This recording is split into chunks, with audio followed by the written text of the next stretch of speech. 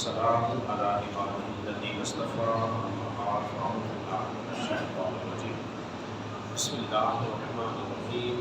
سامنے نزل اللہ آپ حضرات سے بھی سماعت کر رہے ہیں اور ریاض الصالحین سے آج ہماری حدیث میں جو ہے 910 سے لے کر 912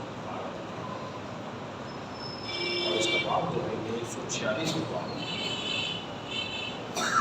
حضرت عبداللہ ابن عباس رضی اللہ عنہ فرماتے ہیں کہ ہم نے دیکھا کہ حضرت علی مرتضیٰ شیر خدا رضی اللہ عنہ تھے رسول اللہ صلی اللہ علیہ وسلم کے درد دولت سے باہر تشریف لائے. اور یہ اس زمانے کی بات ہے جب نبی پاک صلی اللہ علیہ وسلم بہت زیادہ علیل تھے اور اسی بیماری میں آپ کا انتقال بھی ہو گیا. جب باہر تشریف لائے نا تو ہم نے پوچھا کہ علی رسول اللہ صلی اللہ علیہ وسلم کا حال بتائیے, ان کی طبیعت کیسی ہے؟ تو حضرت علی نے فرمایا اللہ کا شکر ہے کہ وہ بہتر ہے. حدیث تو ہو گئی یہاں مکمل. اب 2-3 بات اس میں ذرا آپ نے اس حدیث میں سے سمجھنی ہے کہ اس حدیث سے کیا مسائل ہمیں معلوم ہو رہے ہیں. سب سے پہلی بات تو یہ معلوم ہوئی اگر کوئی بیمار ہو اور وہ آرام کر رہا ہو تو اس کے گھر والوں سے اس کی طبیعت پوچھی جا سکتی ہے. یہ ضرور نہیں کہ آپ اس کو اٹھائیں اس کے آرام میں خلل ہو جائے بجائے وہ آپ سے خوش ہونے کے مزید ناراض ہو جائے.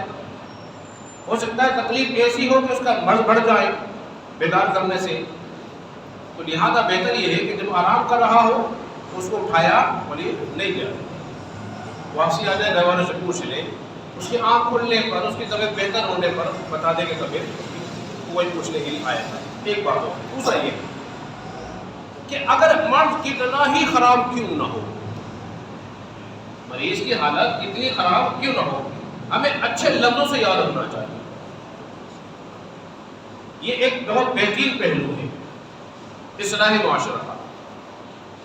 کسی طبیعت خراب ہو رہی ہے تو ہم اس کو غلط لفظوں سے یاد نہیں کریں گے, اچھے لفظوں سے یاد کریں گے.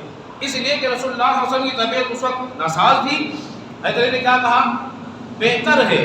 وجہ یہ ہے کہ ان کی توجہ ان کی نگاہ جو تھی رسول اللہ صلی اللہ علیہ وسلم کے دل کی طرف تھی, ظاہری جسم پر نہیں تھی. چلتے ہیں دوسری حدیث پاکہ کی طرف. حضرت عائشہ صدیقہ رضی اللہ عنہا بیان فرماتی ہیں کہ میں رسول اللہ صلی اللہ علیہ وسلم کے ساتھ ایسے ٹھیک ٹیک لگا کے بیٹھی ہوئی تھی, بالکل ٹیک. اور یہ روایت بخاری کے اندر موجود ہے. حضور علیہ السلام ایک دعا کر رہے تھے اس عالم کے اندر. کیا فرما رہے تھے؟ اے اللہ میری مغفرت فرما, مجھ پر رحم فرما اور مجھے رفیق اعلیٰ سے ملا. اس عالم میں آپ نے دعا کی میری مغفرت فرما. حالانکہ تمام امت مصطفیٰ کا اس بارے میں عقیدہ نظریہ یہ ہے کہ انبیاء کرام جو ہے گناہوں سے کیا ہوتے ہیں, وہ لیے پاک ہوتے ہیں,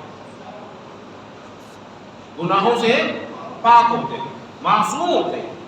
نبی سے گناہ ہو ہی نہیں سکتا, نبی سے گناہ بولیے ہو ہی نہیں سکتا. تو کوئی کسی نبی کو خطا کار نہیں کہہ سکتے. انبیاء کرام جو ہے ان سے کیا ہوتے بولیے پاک اور منزہ ہوتے. پھر معاملہ کیا تھا, کیوں کہا آپ نے؟ تعلیم کے لیے تھا. کس کے لیے تھا؟ امت کی تعلیم کے لیے تھا. امت کو درس دینا تھا, امت کو سکھانا تھا کہ تم نے ہر لمحہ اللہ سے مغفرت مانگنی ہے, اس سے رحم مانگنا ہے. پھر دوسرا کیا تھا کہ جب نبی پاک صلی اللہ علیہ وسلم اپنی دعا کرتے ہیں رحم کی, آپ کے درجات کی بلندی ہوتی ہے اور ہمارے گناہوں کی مغفرت ہوتی ہے. یہ واضح فرق ہے. میں اپنے رفیق کی حالت سے ملنے والا ہوں, یعنی کہ میں تو اپنے رب کے پاس جانے والا ہوں,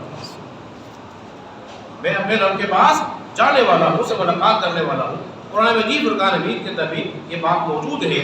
یا ایتھا النفس المطمئنہ ارجعی الی ربک راضیۃ مرضیہ. اے مطمئن نفس لوٹ اپنے رب کی طرف اس حال میں کہ تیرا رب تجھ سے راضی اور تو اس سے راضی. تیسری حدیث مبارکہ جو کہ یہ ترمذی شریف کے اندر حدیث مبارکہ موجود ہے, حضرت عائشہ فرماتی ہے میں نے دیکھا کہ نبی پاک صلی اللہ علیہ وسلم کہ جب سکرات کا عالم ہوا شدید بخار تھا اور آپ نے پانی کا پیالہ منگوایا, ہاتھ بھگوتے تھے اب یہ چہرے میں لگاتے تھے، غشی تاری ہوتی، پھر ہوش آتا آپ کو تو پھر آپ اسی طرح کرتے. معلوم یہ ہوا کہ جو نیک آدمی ہوتے ہیں انہیں بخار بھی زیادہ ہوتا ہے. انبیاء کرام علیہ السلام کو سب سے زیادہ تیز بخار ہوتا ہے. پھر ان کی روح جو ہے وہ جلدی سے نہیں نکلتی. گناہگار کی جو روح ہوتی ہے وہ ان کے جسم سے اس کے گناہوں کی وجہ سے بیزار ہوتی ہے، فوراً نکل جاتی ہے. لیکن انبیاء کرام علیہ السلام کی روح جو ہے وہ اتنی خوش قسمت ہوتی ہے کہ اس کا دل ہی نہیں نکلتا نکلنے کو. وہ چاہتی ہی جلدی سے نکل جائے، چاہتی نہیں ہے. اس لیے انبیاء کرام علیہ السلام کو اس کی تکلیف بھی ہوتی ہے. تو حضرات محترم، تو ایسے عالم میں شدت پیاس، گھبراہٹ، گرمی، پسینہ سب کچھ ہو سکتا ہے. تو انسان میں بے چینی اور چڑچڑا پن ہوتا ہے. اس لیے ہم نے آپ کو چند دن پہلے کہا تھا کہ اسے کلمہ پڑھنے کے لیے نہیں کہا جائے گا، بلکہ کلمہ طیبہ کا ورد کیا جائے گا، تاکہ وہ آپ کے کلمے کے بعد سن کے وہ بھی پڑھنا شروع کر دے. اللہ رب العزت کے بارے میں دعا کریں خالق کائنات ہم سب کو سمجھنے اور عمل پیرا ہونے کی توفیق عطا فرمائے.